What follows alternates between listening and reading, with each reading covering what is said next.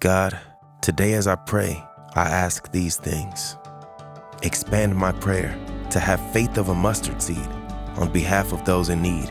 Expand my expectations to think outside the box with hope for those who feel hopeless.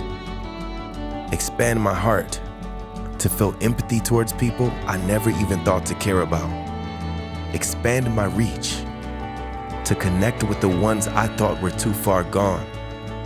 Expand my vision to see the need in front of me that I am totally blind to. Expand my generosity to obey your prompting and give without hesitation. Expand my mercy to love without judgment or explanation. Expand my influence to inspire others to do the same. Expand my service to do more with less when needed. Expand my light to champion and love people of every color. And expand my mind to seek justice the way you desire, Father. All these things I ask, Lord, to expand your kingdom in my community. Amen. So tonight we are finishing up this series called Influencers, and we may not have a TV. Our stuff is not linking, so I'll just push this aside here real quick. And if it pops on, then it'll be over here.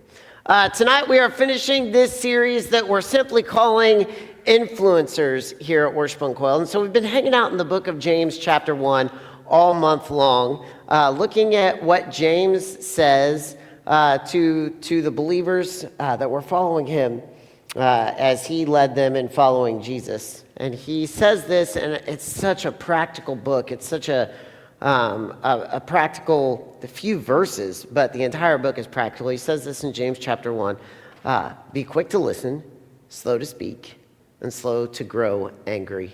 And so 2 weeks ago, we simply looked at this idea that we need to be quick to listen. We need to build relationships, and in those relationships, be quick to listen. We need to create space for the people around us to feel comfortable to express their feelings, express their emotions, express what they need to say, and we listen with understanding. And we try to work hard to see things from their point of view. Because here's the truth. Relationships grow when we listen well. Relationships are strengthened when we listen well. And so that's the first thing we have to do. We have to work really hard to be quick to listen. And then last week we talked about this idea that we need to be slow to speak. We need to be slow to speak. That means we pause. We not only think about what we are going to say, but we think about how what we say is going to be heard and be processed by the other person. Because at the end of the day, whether we are in the middle of conflict or whether we are just talking, we want to speak in such a way that the other person feels loved. Even if we disagree, even if we're in conflict, even if we are setting boundaries with other people, all of those are important things. We need to still speak in a way that that person feels loved. Because relationships grow and are strengthened when we speak with the other person in mind.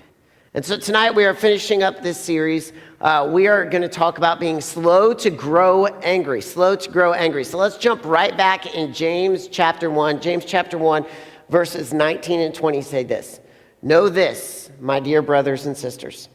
Everyone should be quick to listen, slow to speak, and slow to grow angry.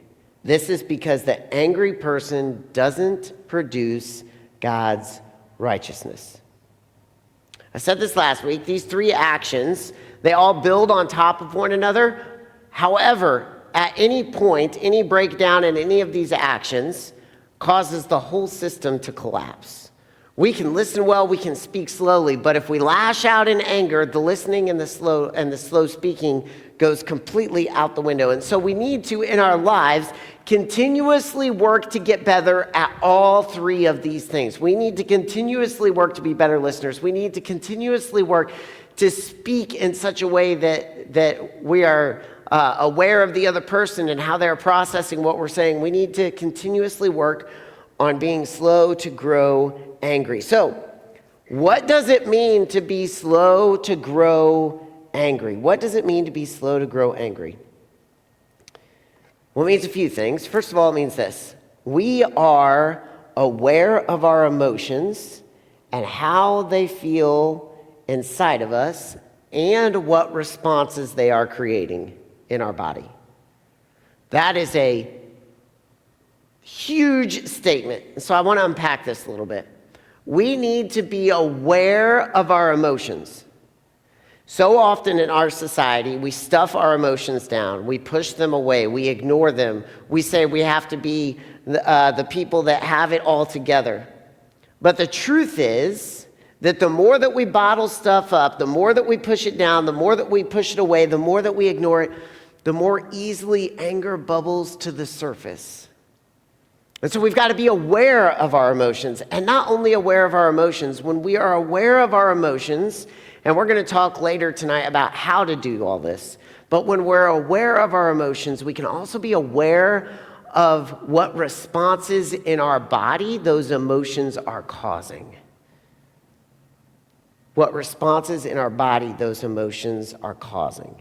This is the first step to be slow to become angry, when we are aware of our emotions and what is causing us to feel and the reactions in our own body. Second thing we can do, we can have some tools that help us when we begin to recognize, man, I'm starting to get really angry. Slow to become angry means that when we're like, dude, I am so mad right now, we have an opportunity and we pause and we reach into our toolbox and we use some tools that will help us slow that anger down. Take a step back, take a deep breath, get some things under control, acknowledge our feelings, and then move forward in a way that is healthy in the relationship with the other person. Some of these, and again, we'll talk about some of these later, but some of these tools are like breathing exercises, grounding exercises, knowing when we need to take a break from the conversation. Slow to become angry means that we don't make judgments too quickly. We don't make judgments too quickly. And then, slow to become angry also means we start all the way back up at the top. We're quick to listen. We're slow to speak. And if we can just keep that cycle going in our conversations, if we can keep that cycle going in our relationships, it will help us become slow to become angry. Now, there's a little exception to this. You'll notice that James says slow to become angry.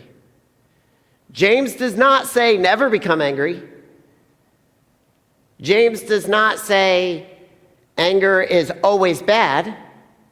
Now, some translations say that human anger does not produce the righteousness of God. In the translation we read today, it just says anger does not produce the righteousness of God. But when you dig into the original language, there's a caveat there that says our anger that we feel most often does not produce the righteousness of God. But there is a righteous anger. There is an anger that is okay to feel. And here's the difference between these two types of anger, okay? Inappropriate anger comes from a place inside of us of pride, of selfishness, and fear.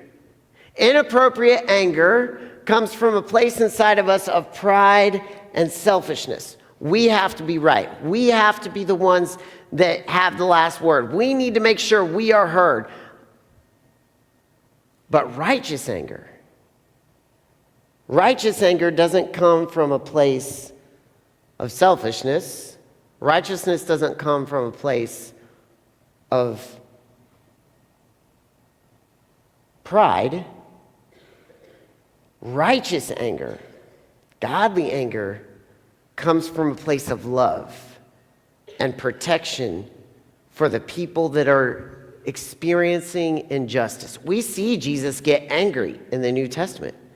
We see him walk into the temple and see people being taken advantage of when they are just trying to worship God, and he flips tables. We see Jesus experience righteous anger when he sees the Pharisees and the religious leaders that are supposed to be walking with people into a relationship with God, and he sees them pulling them further away from God. And we see Jesus call them out in that moment. There is a righteous anger. There is an anger that is okay to have when it comes from a place of love and a place of protection for people that are experiencing injustice. But the anger we most often feel, the anger we're talking about tonight, because we could do a whole sermon on righteous anger, but the anger that we're talking about tonight is this.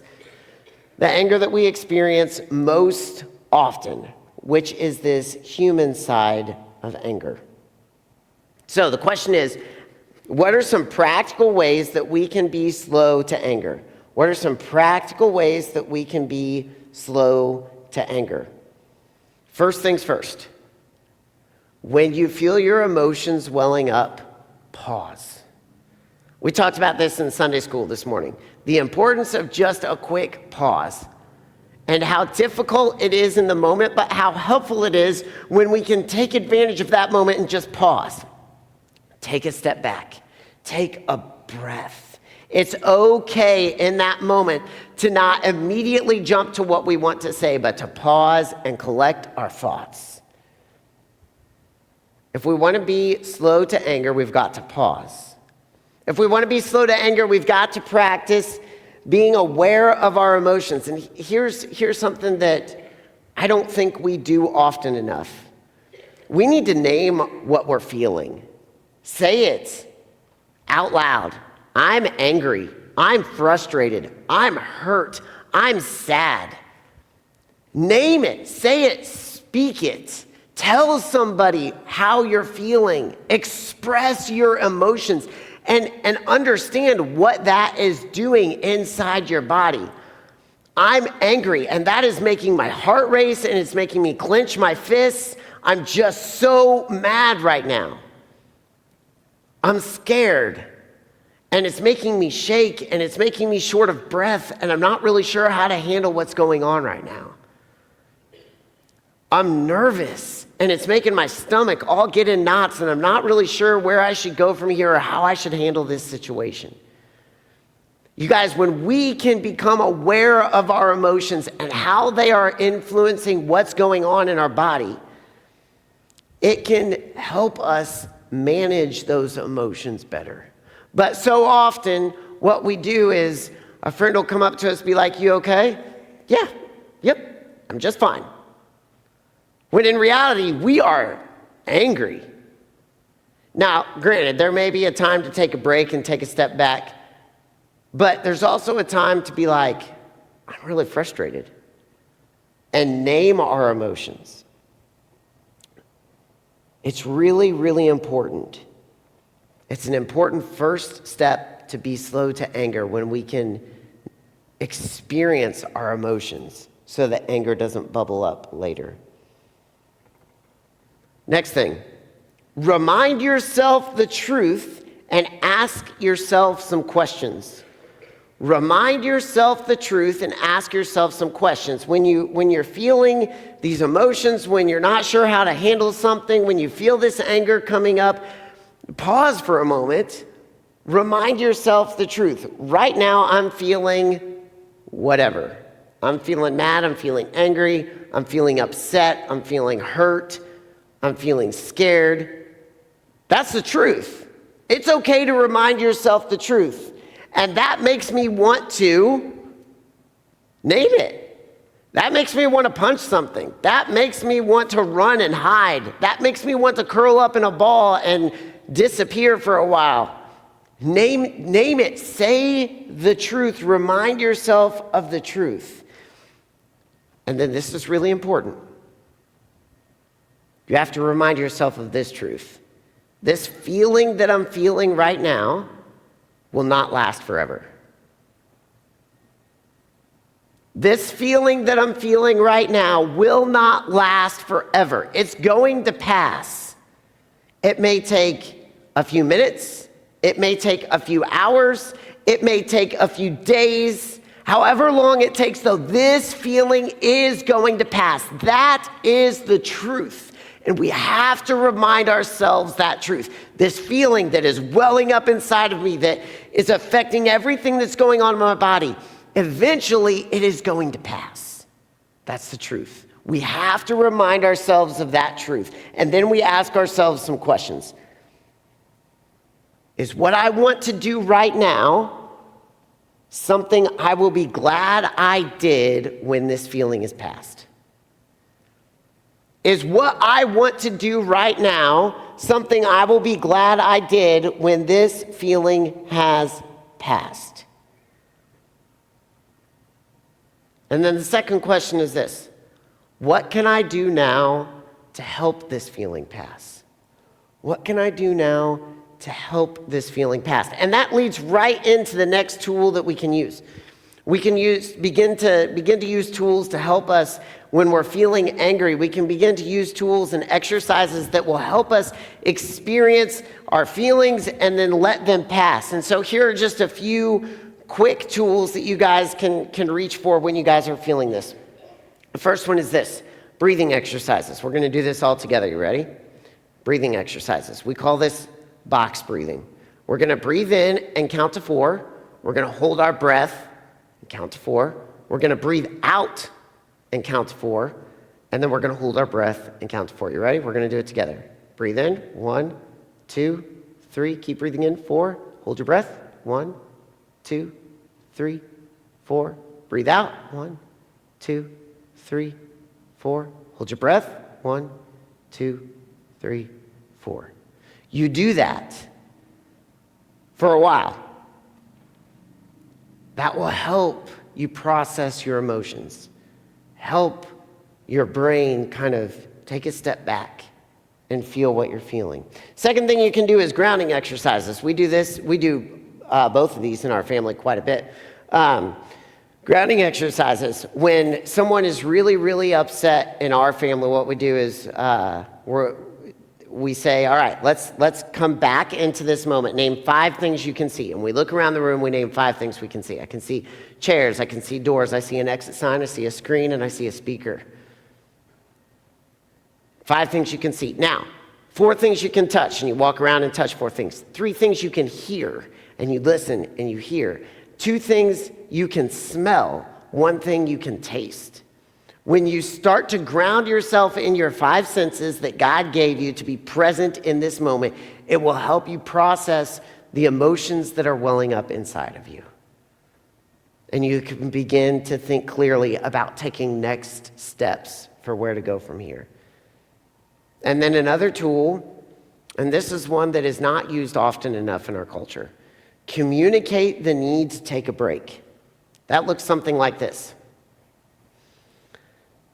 I care about you.